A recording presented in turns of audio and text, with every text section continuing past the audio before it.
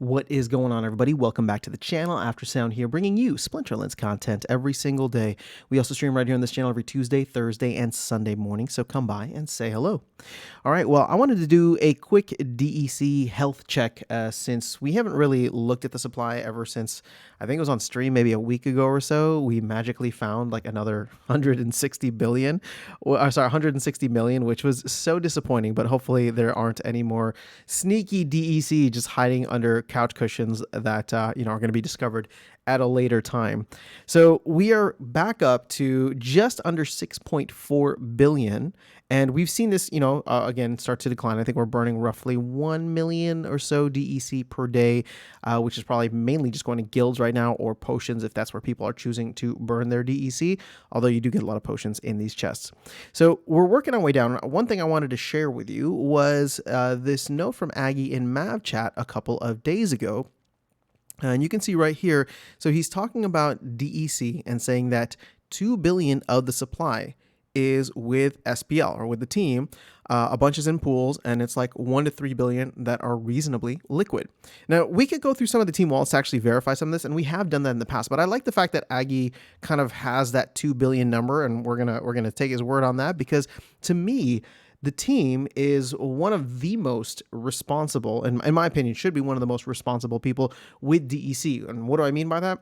It means that I would trust it in their hands over many other people who would look to take profits when DEC got much closer to peg. At the end of the day, the team wants, right? They maybe even need DEC to be at peg for the health of the economy, the game, and the company.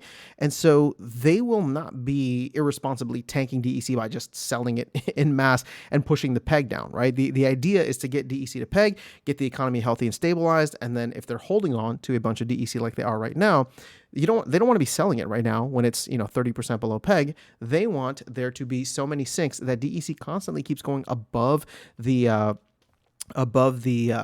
peg ceiling, essentially, of 0.001. And in that way, before people can sell or burn their SPS for DEC, they can continue selling probably in smaller amounts. Again, only if they have to. I'm not saying that the team will need to do this, but keep in mind that their DEC, or the DEC that they hold or earn from pack sales, for example, is considered company revenue, and actually a main source of company revenue. So again, 2 billion sitting with the team is awesome. We can actually see how much is roughly in the liquidity pools, at least within Hive Engine.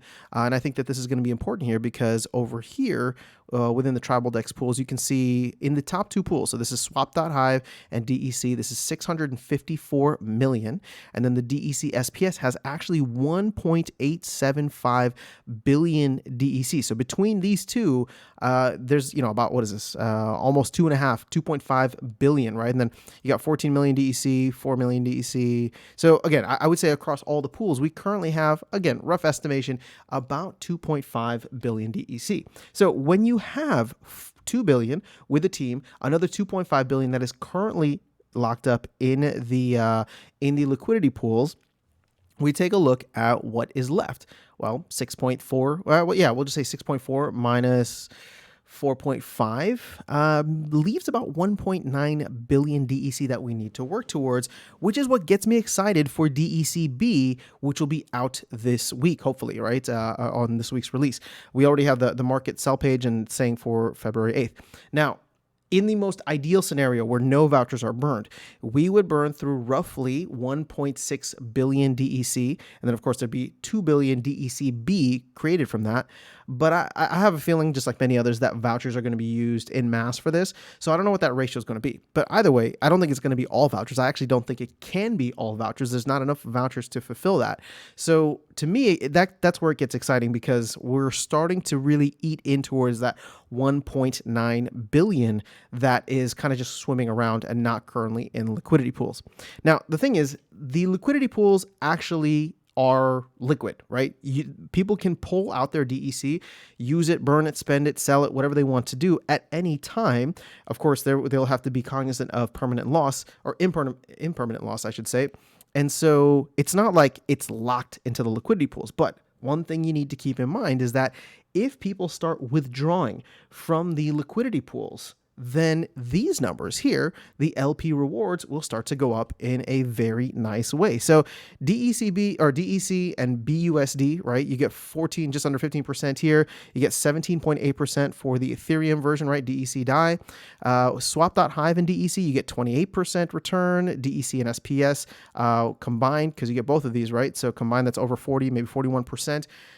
Those numbers would go up if less people are in the pool, meaning that they pull their DEC out to do something with it, whether it's to sell it, to burn it, whatever the case is. So again, I'm not, this economy is so complex. That's one of the things that I love about it. So sure, if all this DEC is going to start coming out of the pools, well, then somebody like myself who does have DEC sitting in the pools or positions within the LPs would look at that and say, well, now it's appealing for me to grab some DEC or to take whatever DEC I have sitting aside and put that into the pools, right? So again, I'm not saying that these numbers are like mind-boggling for DeFi. It's not like, anything to necessarily write home about, but we are looking at double-digit percentages here, and in the current economy, I'm sure people want to be earning that, especially because they're earning it in SPS, which has such, at least for anybody who believes in the game, such a high potential when it comes to the long time or the longer time frames.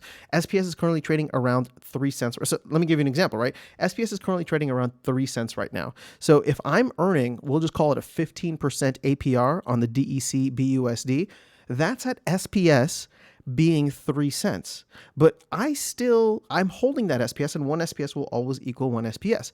So the way that I look at it sometimes, right? And again, this is not financial advice. I'm not telling you what to do, but I'm just saying like, okay, well, if I look at SPS as something that can potentially hit, I don't know, just conservatively, maybe 30 cents one day, right? Or you know what? Yeah, 30 cents one day. That's an easy 10x. Well, then actually what I'm receiving, as long as my time frame is long enough, and I believe that we're going to get there, I'm not receiving 14.79%. I'm actually receiving close to 150% in terms of the ROI that I have.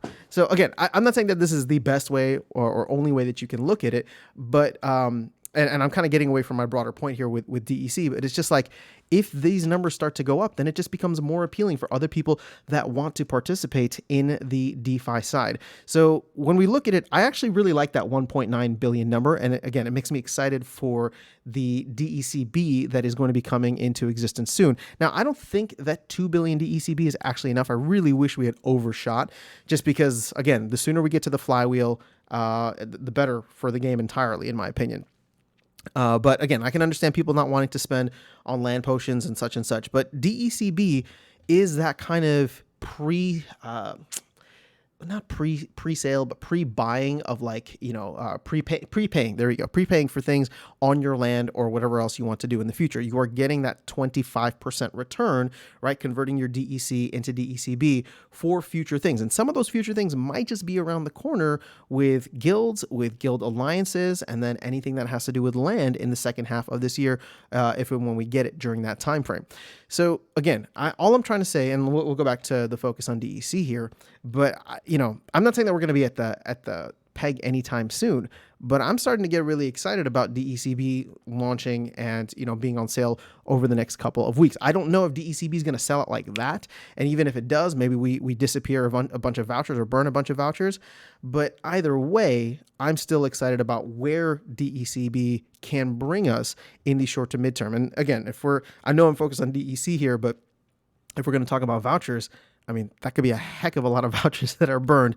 And so maybe we'll say that for another video, or we'll wait to see how things actually shake out from the initial parts of the sale to maybe break down where the health of the economy is. But as somebody who owns, a bunch of different assets across the spectrum here, where, SPS is important to me, vouchers are important to me, DEC is important to me, I'm actually not too upset if like a bunch of vouchers get burned and then all of a sudden I'm sitting on some because I didn't care for DECB, or at least not to use my vouchers for DECB, and they come out with a cool promo card in March, right? Who knows how it'll shake out. But either way, just want to do a quick DEC health checkup with you guys. And again, 1.9 billion, to me, that's the magic number. At least short term, that is the magic number.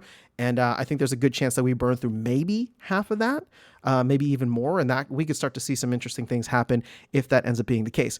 The other thing, too, to keep in mind is if the market continues to rally the way that it is, when we go back to the LPs, for example, if the SPS token value starts to rise, well, these numbers all go up. And when you think about DECB and DEC, a lot of people, or DEC and BUSD or DAI, a lot of people will look at that and say, well, for stable coins, SPS is going up, I might as well jump in. So it'll give even more incentive to jump into the pools if SPS by itself is going up without the flywheel even starting.